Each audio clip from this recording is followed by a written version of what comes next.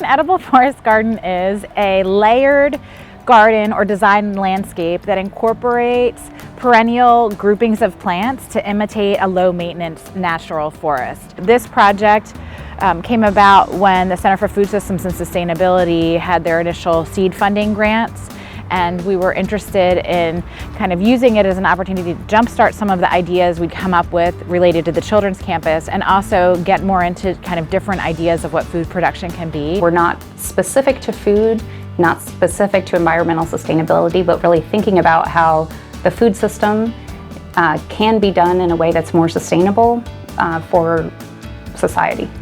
I would hope that through Sen Foods that we have interns who could continue to maintain the infrastructure that is being built by the seed grant.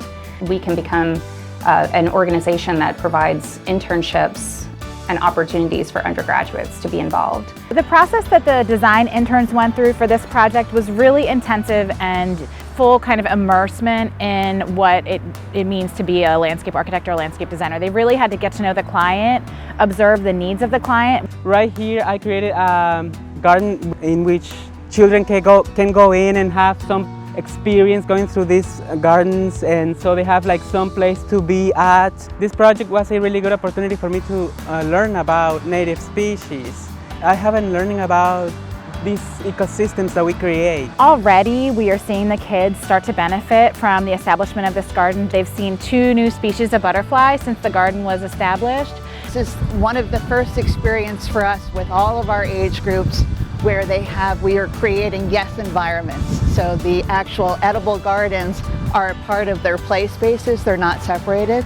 So we're really working on how we introduce little baby plants to our community, how we care for them, how we change our play patterns around them. So I think that's one of the first and biggest things we're trying to establish is a stronger connection to nature, to see how we all are part of kind of a bigger picture, and that the plants and people can work together to increase ecosystem viability and ecosystem services.